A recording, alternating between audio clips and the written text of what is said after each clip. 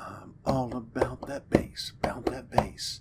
I'm all about bass for scenery on Ron's Trains and Things right now.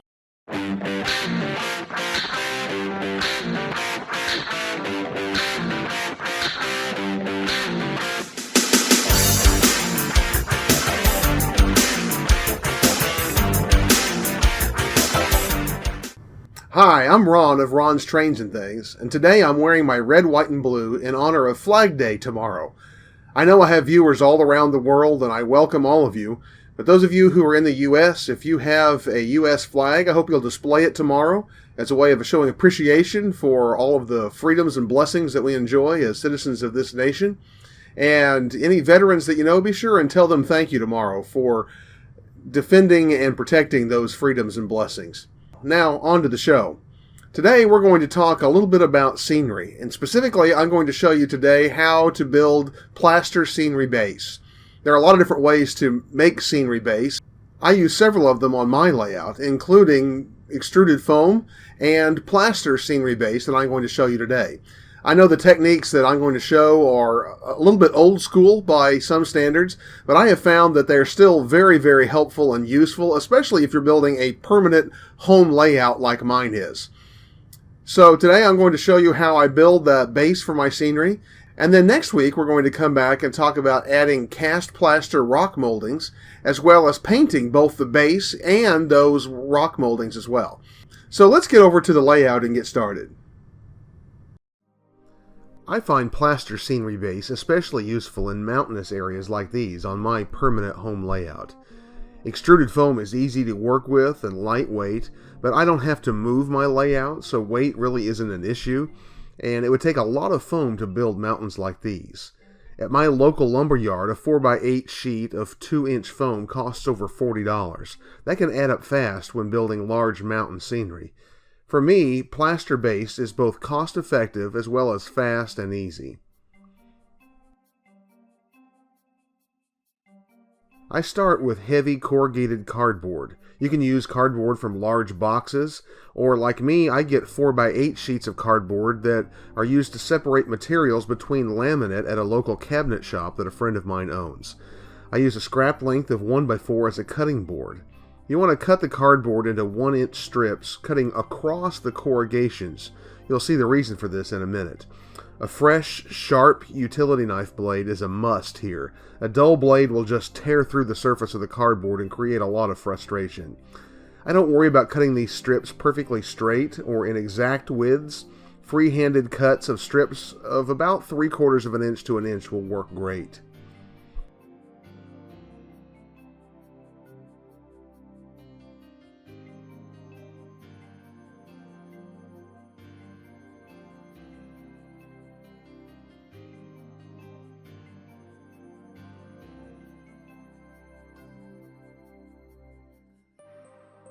When I have several strips cut, I'm ready to move on to the next step.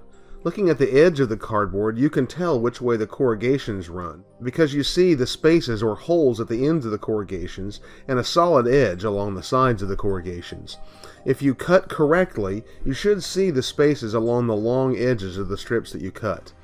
I now drag these strips across a finger like this to soften and bend the strips.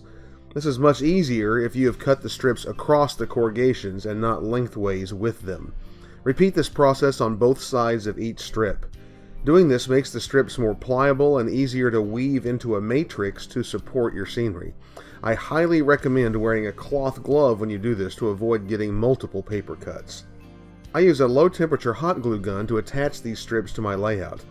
I attach the strips to whatever component is available and necessary, including the backdrop, sub-road bed as you see here, and fascia.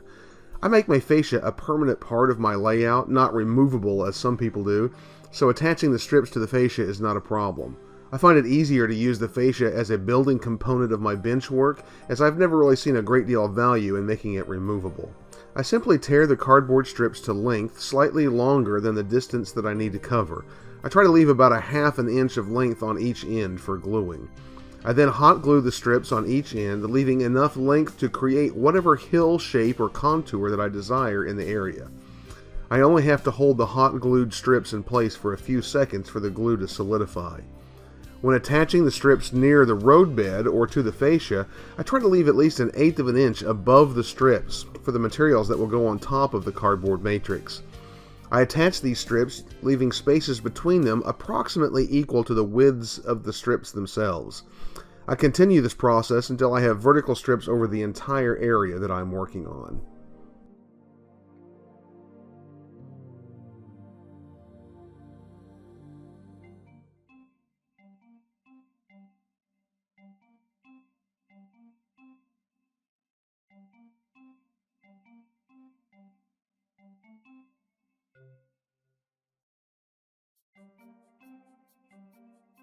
With the vertical strips in place, it's time to start weaving horizontal strips through them to create the support structure.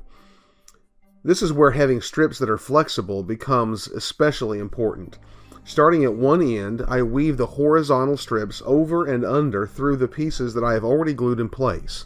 Run these strips straight to their logical ending place. Do not try to bend these strips sideways around the contours of a hill. Doing so will cause them to twist and will create bumps and shapes that are very hard to cover and make look natural. I use hot glue to glue every joint where the strips cross each other, as well as at the ends as I did the vertical strips. Again, I space these horizontal strips about as far apart as the widths of the strips themselves. When this woven structure is complete and all the joints glued, it creates a very strong structure for the following layers of base and scenery material. As you see this web coming together here, you can begin to get a sense of the shape of the hill that I am creating.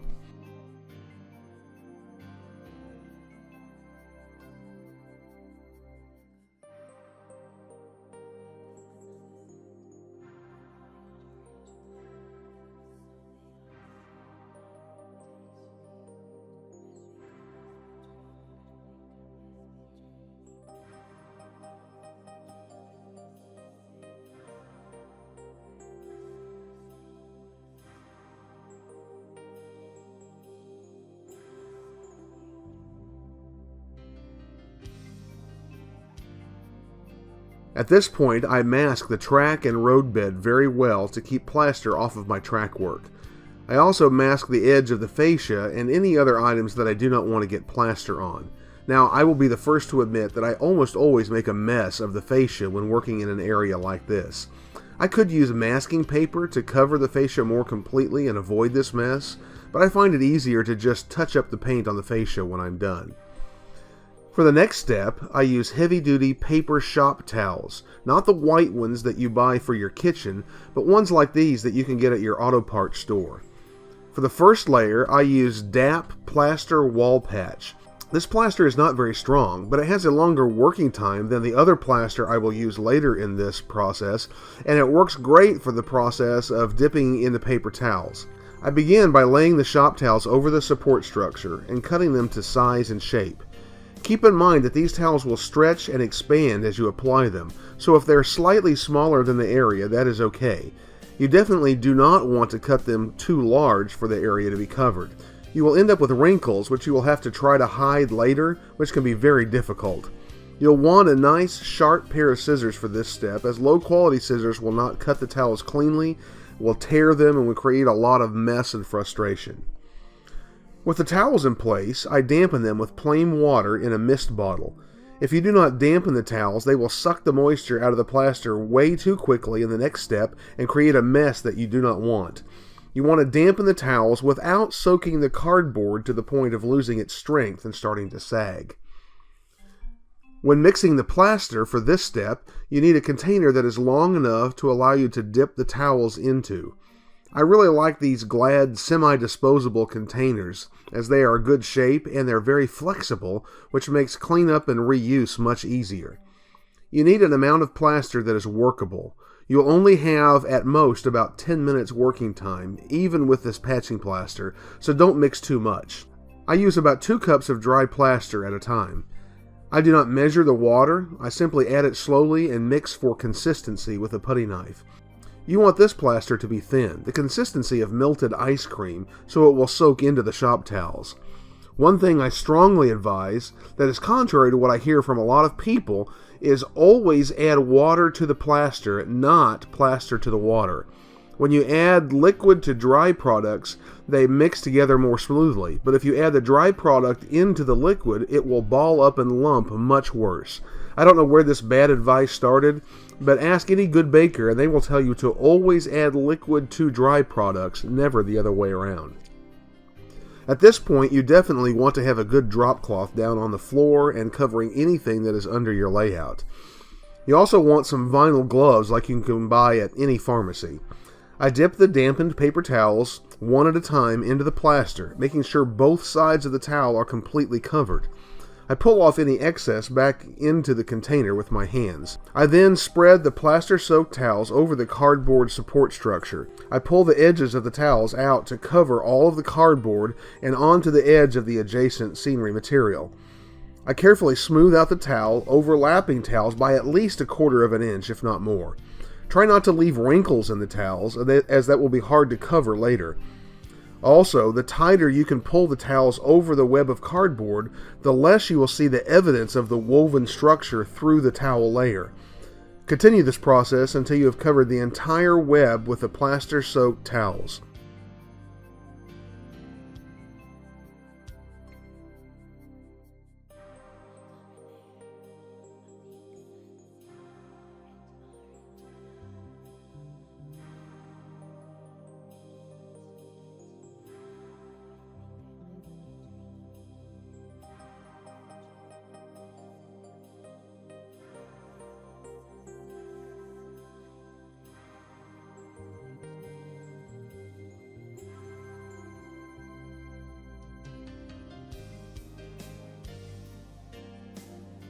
Gently smooth the edges of the towels where they overlap, and smooth out any thick spots or lumps with your hand. You want to make sure the shop towels are pretty much completely covered in plaster. You should see very little blue whenever you are done with this step.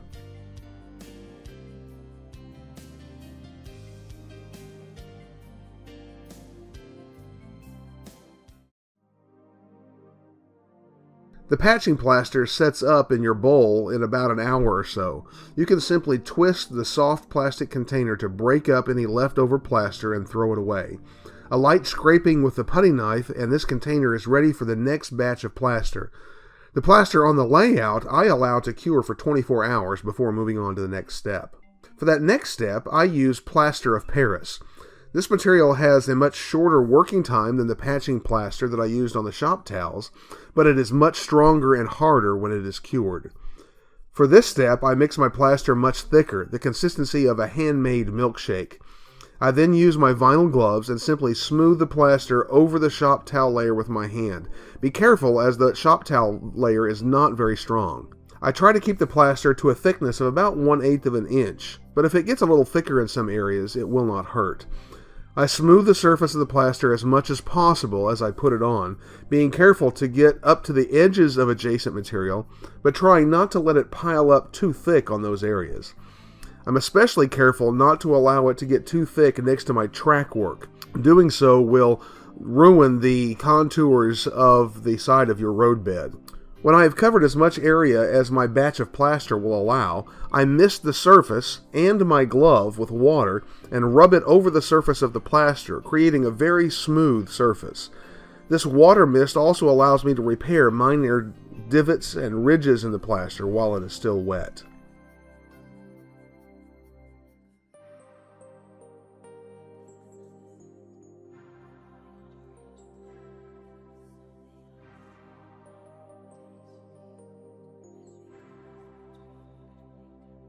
After a few minutes, the plaster is solid, but not hard or cured. At this point, I remove the masking tape and smooth the edges of the plaster. If you leave the masking tape until the plaster is cured, you run the risk of getting the tape stuck under the plaster in areas where you do not want it, or chipping and breaking the edges of the plaster when removing the tape. I let the plaster of Paris cure for 24 hours, and then I sand it with 180 grit sandpaper to take out any rough areas and ridges that are left.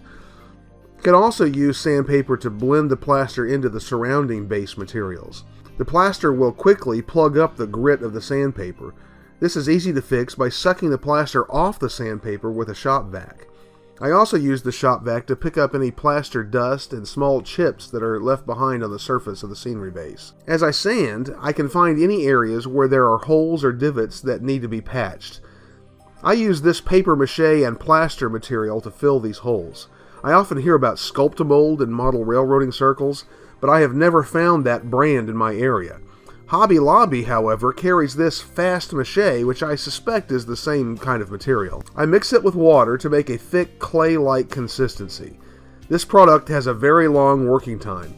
I use my gloved fingers to work it into any holes and divots that I want to fill, and then I get some water on my glove and smooth it out by rubbing it, much like I did the plaster before. This material takes another 24 hours to dry, and then I lightly sand it and vacuum up any dust. Now my scenery base is ready to accept rocks, paint, and any other scenery material, but that's a subject for another video. On my permanent layout, where I have a lot of mountain scenery, I find this kind of plaster base very useful. It's less expensive than using a lot of foam for large mountainous areas, and I don't have to worry about the weight as you might if you were building a modular or portable layout. This kind of plaster scenery may be very useful to you in your layout, depending on what kind of scenery you're making. One other technique that I have heard about but not tried is adding ground color to your plaster so that when you drill into the plaster, it doesn't come up white, but rather the color of your ground. I've not tried this technique, but I've gathered some materials to give it a shot, and when I do, I will let you know how it turns out. As I said in the beginning, next week we're going to talk about painting the plaster base scenery, as well as adding some cast plaster rock moldings and painting and weathering those rocks. So you'll want to join me for that segment as well. Those of you who've been watching my preparation for the scratch build of the Amtrak station in Fort Worth, Texas, I'm working on that project now, and I look forward to uploading one of those videos sometime in the next couple of weeks.